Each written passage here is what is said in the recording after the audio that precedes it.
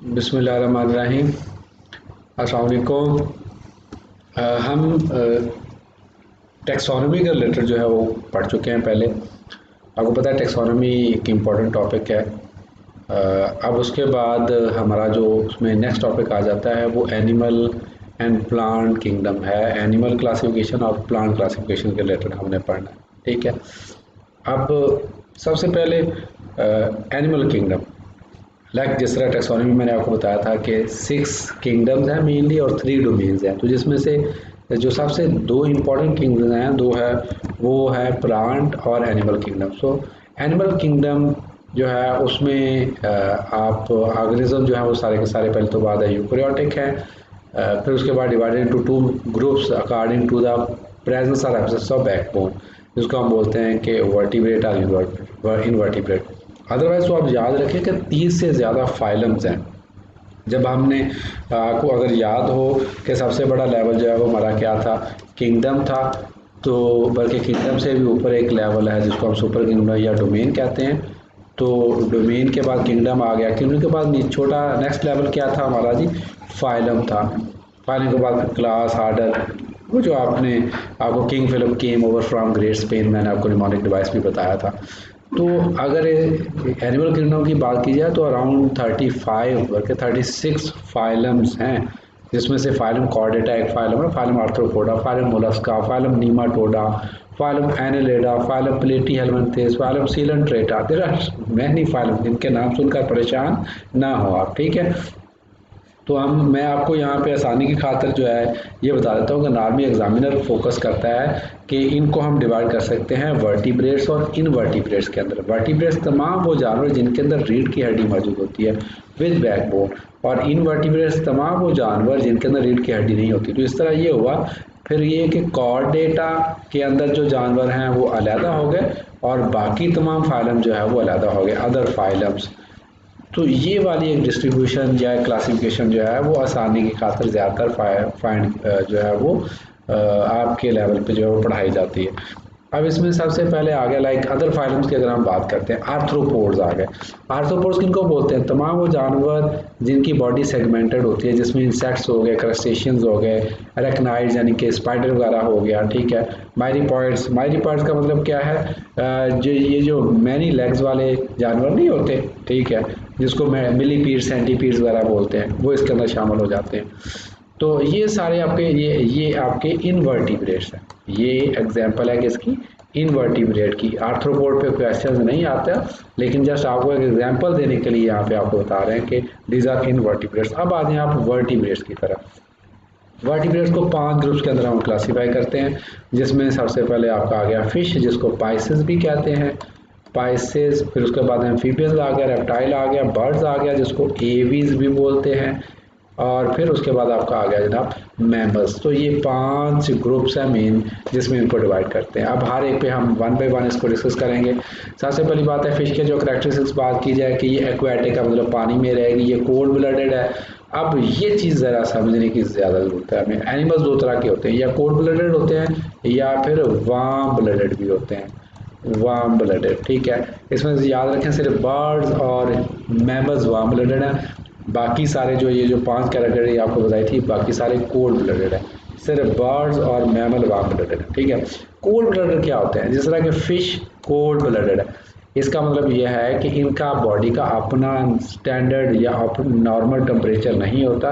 इनकी बॉडी का टेम्परेचर वही होता है जो आउटसाइड इन्वायरमेंट का होता है। लाइक अगर ये ठंडे पानी में पाए जाएंगे, इनका टेम्परेचर कम होगा, गर्म पानियों में होंगे तो इनका टेम्परेचर क्या होगा, ज़्यादा होगा। तो ये change their body temperature according to the environment, ये बात क्लियर हो गई।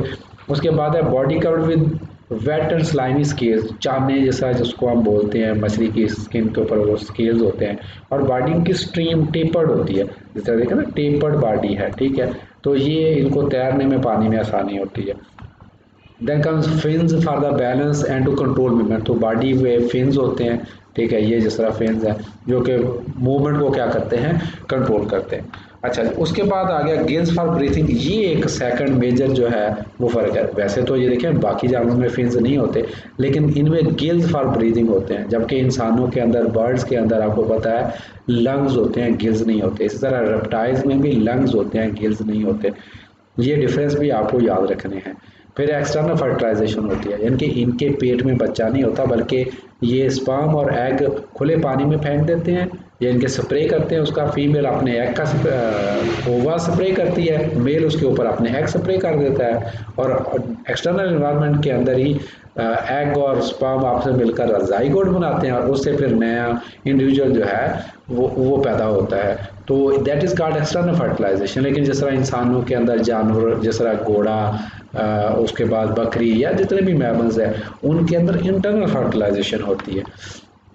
एम्फीबियंस आ गए। एम्फीबियन बोथ, ये दो तरह की लाइफ गुजारते हैं, लाइक ये पानी पे भी रहते हैं, खुश्क पे भी रहते हैं। लेकिन एम्फीबियंस का एक सिंपल क्राइटेरिया याद रखें कि ये पानी के बगैर रिप्रोड्यूस नहीं हो सकते। इन्होंने बच्चे या अंडे जो भी देना, एक्चुअली तो ये अंडे ही देते हैं, तो ये आके पानी में ही देंगे, और इनमें भी एक्सटर्नल फर्टिलाइजेशन ही होती है। तो एक्सटर्नल फर्टिलाइजेशन मैंने आपको बड़ा डिटेल में पहले बता दिया, ठीक है, कि इनमें भी एक्सटर्नल फर्टिलाइजेशन ही होती है, ठीक है। Live both in land and water, ये भी कोल्ड ब्लडेड है, ये आपको बता चुके हैं। इनकी बॉडी भी स्लाइमी एंड मॉइस्ट है, लेकिन उस पर स्केल्स नहीं होते, स्केल्स नहीं होते, ठीक है। लिम्स प्रेजेंट होती हैं, फिन्स नहीं होते, लिम्स प्रेजेंट होती हैं। और टेट्रापॉड है, 4 लिम्स होती हैं इनकी। इनमें लार्वा मौजूद होता है, बच्चा जब शुरू में पैदा होता है तो उसमें लार्वा होता है, and use gills for breathing, और जब ये बड़ा हो जाता है तो उसमें ये लंग्स इनमें बन जाते हैं। तो छोटी स्टेज पे इनमें गिल्स मौजूद होते हैं।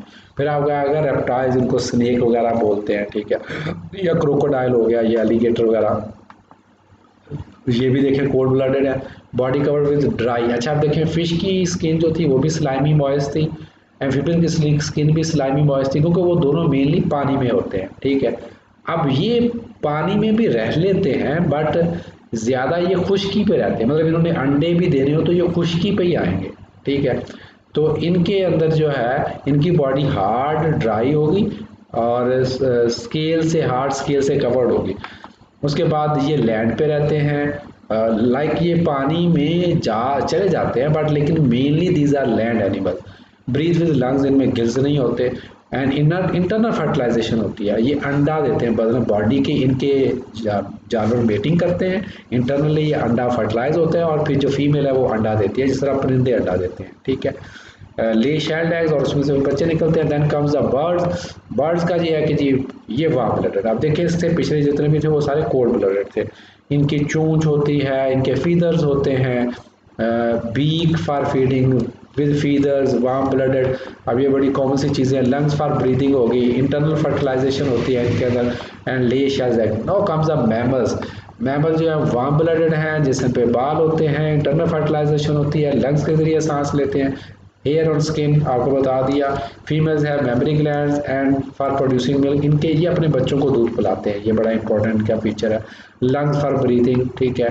उसके बाद डायाफ्राम प्रेजेंट होता है। डायाफ्राम क्या होता है? लंग्स के नीचे एक जो लेयर होती है जो आपके विसरा को और छाती को अलग करती है।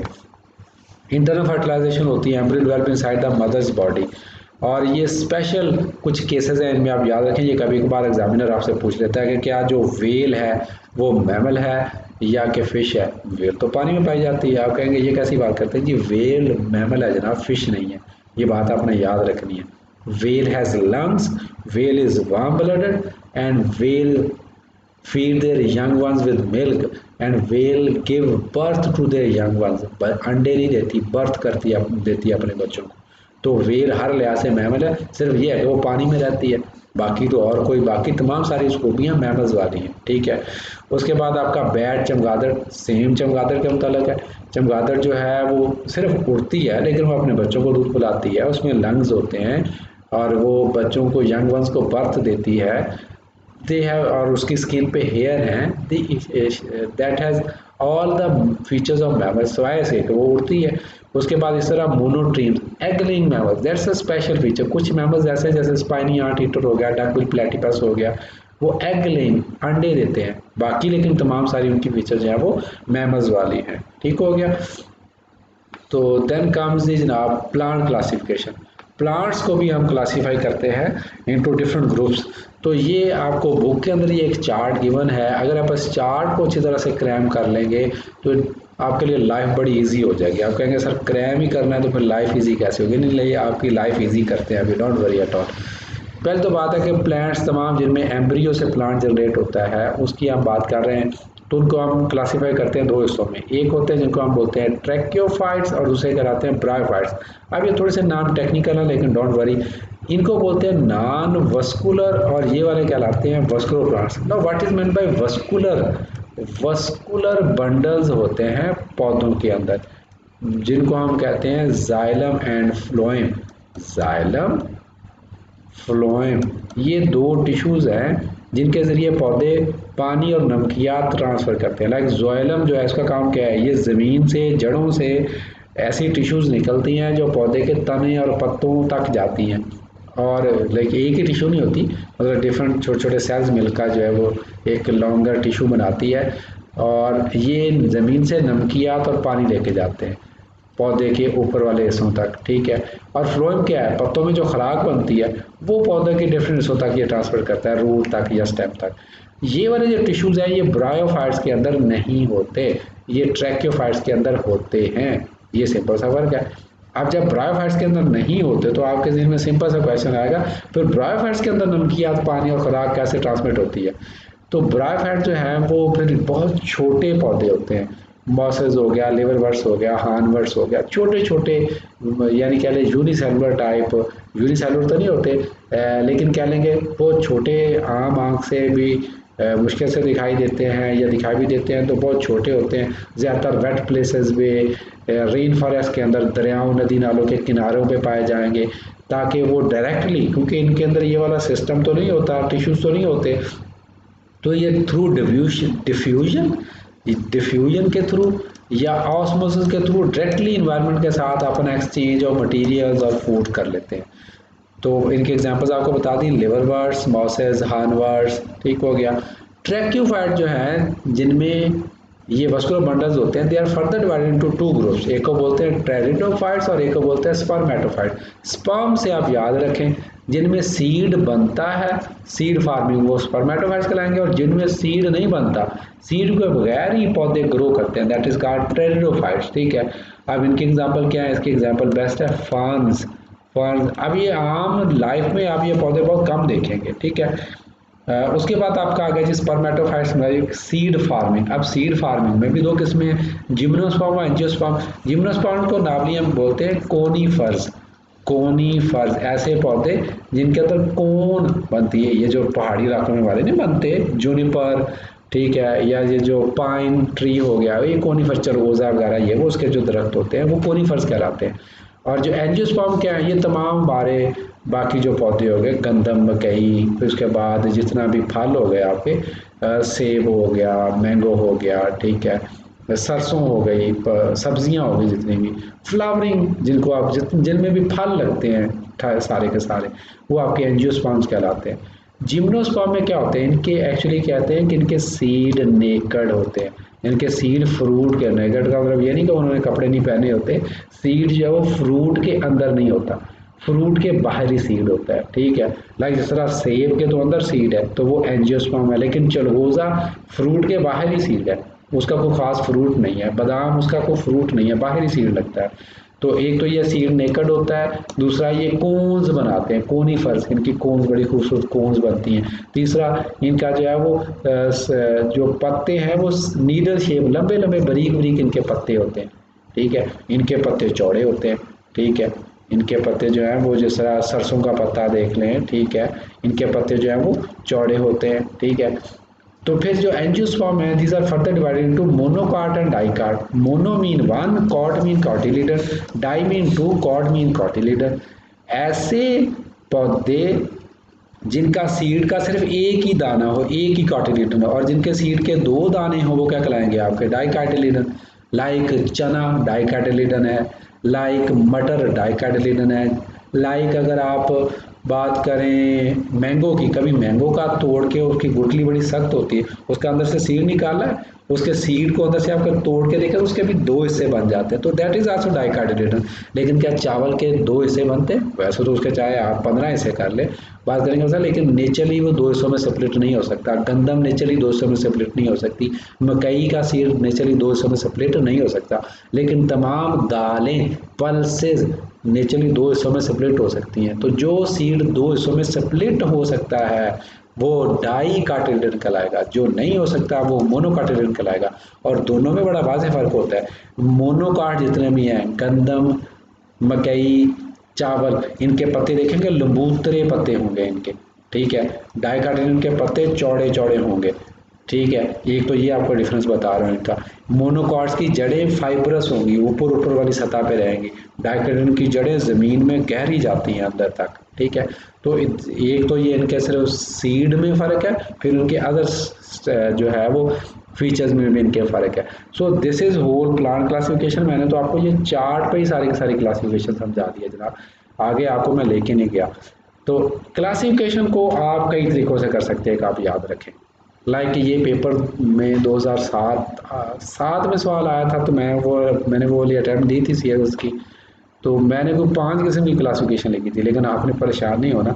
तो classification of plants based on flower formation भी हम कर सकते हैं, कि जो पौधे फूल बनाएंगे और जनी बनाएंगे, जिनमें फूल बनते हैं, ठीक है, वो आपका जिम्नोस्पर्म हो गया, एंजियोस्पर्म हो गया। जिनमें फूल नहीं बनते वो आपके थैलोफाइट्स हो गए, ब्रायोफाइट्स हो गए, ट्रिडोफाइट्स हो गए, ये आप पहले कर चुके हैं, ठीक है। माउसेस, फर्न्स, ठीक है। थैलोफाइटा जो है उसको सम ऑफ द साइंटिस्ट ब्रायोफाइटा के अंदर ही क्लासीफाई करते हैं, कुछ इनको अलग रखते हैं। लेकिन इसमें आप ये देखें कि ये ट्रू साइंटिफिक क्लासिफिकेशन नहीं है। इसमें देखें इन्होंने एल्गी को भी प्लांट में क्लासीफाई कर दिया, फंजाई को भी कर दिया, लाइकेंस को भी कर दिया, बैक्टीरिया, वायरस, हालांकि ये तो दोनों प्लांट है ही नहीं, ठीक है। तो ये एक ओल्ड क्लासिफिकेशन है, जिसमें जो है वो पौधों को, इवन के एल्गी को भी प्लांट के तौर पर क्लासीफाई किया हुआ है, और फंजाई को भी क्लासीफाई किया हुआ है, ठीक है। थैलस एल्गी के अंदर ज़रूर आता है, लेकिन this classification is no more valid, इसको अभी फॉलो नहीं किया जाता। देयरफॉर मैंने अपनी किताब के अंदर ये क्लासिफिकेशन नहीं लिखी हुई, लेकिन आपको बहुत सारी किताबों के अंदर अभी भी ये वाली क्लासिफिकेशन मिलेगी। तो बाज़ का जो स्टूडेंट जो है वो फिर ज़रा डाउट करते हैं कि भाई वो उस किताब वाले ने तो ये वाली क्लासिफिकेशन लिखी हुई है, तो फिर I have share this one. लेकिन मैंने आपको बता भी दिया कि मैं क्यों इसको फॉलो नहीं करता। जो मॉडर्न क्लासिफिकेशन उसके अंदर ये सारे प्लांट ही नहीं है, दे आर नॉट प्लांट्स, ये प्लांट्स की कैटेगरी के अंदर ही नहीं आते। Neither algae is classified as a plant, algae को प्रोटिस्टा के अंदर क्लासीफाई किया जाता है, प्लांट्स के अंदर तो क्लासीफाई नहीं किया जाता। फंजाई भी प्लांट के अंदर क्लासीफाई नहीं किया जाता। ये बात क्लियर होगी जनाब आपको। उसके बाद आपका आ गया जी, इनको डिटेल में बड़ा थैलोफाइट्स जो हो गया, इनमें कोई नो रूट स्टेम और लीफ इनमें नहीं होता, ठीक है। एक्वेटिक होते हैं ज़्यादातर। बॉसेस फॉर्म्स वगैरह के मतलब आपको मैं पहले बता चुका हूँ, लिवर वर्ड्स और हार्नवर्ड्स वगैरह, ठीक है। ये सिंपल लीव्स होते हैं, स्टेम्स वगैरह, नो रूट, और rhizoids, root like hair structures इनके अंदर मौजूद होते हैं। ये सीड की बजाय स्पोर्स के जरूर रिप्रोड्यूस करते हैं। डैम्प एरिया में ये मौजूद होंगे ज़्यादातर। फर्न्स, ये आपको बताया था कि ये विद ट्रू रूट, स्टेम और लीव्स वगैरह तो होते हैं, मस्कुलर टिश्यूज भी इनके अंदर होते हैं, लेकिन इनमें सीड वगैरह नहीं बनता, तो स्पोर्स के जरिए ये रिप्रोड्यूस करेंगे। ये भी डैम्प प्लेसेस में पाए जाते हैं। जिम्नोस्पर्म, ये आपको बताया जिस तरह कि ये आपका जो है नीडल शेप होते हैं, ये देखें, ये कच्ची लकड़ी के जिस तरह के दरख्त इनको हम बोलते हैं, ठीक है। Reproduction producing by seeds developing cones not enclose by fruit, fruit के अंदर सीड नहीं होता, ठीक है। और नेकेड सीड्स होते हैं, नीडल शेप इनके लीव्स होते हैं। एंजियोस्पर्म जिनको फ्लावरिंग प्लांट्स बोलते हैं, विद फ्लावर फॉर रिप्रोडक्शन, तमाम जिनमें फूल लगते हैं। इवन कुछ जिनमें फूल आपको ज़ाहिरी तौर पर नज़र नहीं आते, जिस तरह मकई है उसका आपको फूल नज़र नहीं आता, गंदम है या चावल है, लेकिन उसका सिट्टा से जो बनता है वो एक्चुअली फूल ही होता है, ठीक है। तो वो सारे के सारे आपके एंजियोस्पर्म के अंदर आ जाते हैं। और उसकी भी 2 किस्में आपको बताई, डाइकार्टिलिडन एंड मोनोकार्टिलिडन। इसमें एक कार्टिलिडन, इसमें 2। इसका लीफ जो है वो नेटेड होता है, इसका लीफ पैरेलल ऐसे लंबा चौड़ा लीफ होता है, ठीक है। तो उसके बाद इसका रूट सिस्टम टैप है, रूट ज़मीन में गहरी जाती है, इसका फाइब्रस है, ऊपर ही जाल सा बनता है रूट्स का, ठीक है। तो ये मोनोकार्ट और डाइकार्ट का अंदर फ़र्क हो गया। तो जनाब यहाँ पे ये रिव्यू है, ये आपके पिछले 2 जो लेक्चर्स हैं उसका रिव्यू यहाँ पे दिया हुआ है कि आप बताएं कि जनाब क्लासिफिकेशन सिस्टम किसने बनाया था और किस बुनियाद पर बनाया था। 6 किंगडम्स के नाम बताएं, कौन सी किंगडम जो है प्रोकैरियोटिक है, कौन सी है जनाब जो कि आपकी प्रोकैरियोटिक है, बैक्टीरिया एंड आर्किया, ठीक हो गया। विच किंगडम में भी यूनिसेलर, आपकी जनाब बैक्टीरिया, आर्किया और protista, this can be unicellular. तो ये एक इस एक्सरसाइज को आप खुद ही करें, ठीक है। I will not answer all the question, जहाँ से आपको समझ ना आए डिस्कशन फोरम पे मेरे से पूछ लीजिएगा। See you again with the next lecture. आपका जो क्लासिफिकेशन वाला चैप्टर वो भी कंप्लीट हो गया। क्लासिफिकेशन में से एग्जामिनर पूरा फुल लेंथ क्वेश्चन नहीं पूछता, शॉर्ट टाइप क्वेश्चंस पूछ लेता है। किस तरह के क्वेश्चन पूछता है शॉर्ट टाइप? ही आस्क्स क्वेश्चंस लाइक आप टैक्सा, ह्यूमन टैक्सोनॉमी का मतलब आप लिखेंगे ह्यूमन, इंसान को डिफरेंट टैक्सोनॉमिक लेवल्स में किस तरह से क्लासीफाई करते हैं। तो इंसान का जनाब डोमेन कौन सा हो गया? यूकेरिया। किंगडम कौन सी होगी? एनिमेलिया। फिर उसके बाद फाइलम कौन सा हो गया? कॉर्डेटा। फिर उसके बाद क्लास कौन सी होगी? मेमेलिया। तो वो याद है आपको सारा। ऑल पूर main prefer having heavy side Burns, जो आपको कोड बताया था, निमोनिक डिवाइस बताया था। इसी तरह आप वो पूछ सकते हैं आपसे कि जनाब जो एनिमल हैं, मैमल्स के क्या फीचर्स होते हैं, या वाई एम्फीबियन जो हैं दे आर कॉल्ड एम्फीबियन, ठीक है, या कोल्ड ब्लडेड और वार्म ब्लडेड में फ़र्क बताएं। इस तरह के शॉर्ट शॉर्ट, या फर्स्ट क्या मोनोट्रीम्स का रिलेटेड पिछले साल क्वेश्चन एक आया था कि मोनोट्रीम्स क्या होते हैं। तो इस तरह के शॉर्ट शॉर्ट क्वेश्चन एग्जामिनर पूछ लेता है। डेफिनेशन 2 नंबर की या 5 नंबर का शॉर्ट सा नोट पूछ लेता है, तो उसको आप तैयार करें। See you in the next chapter with the next topic. Thank you. Allah Hafiz.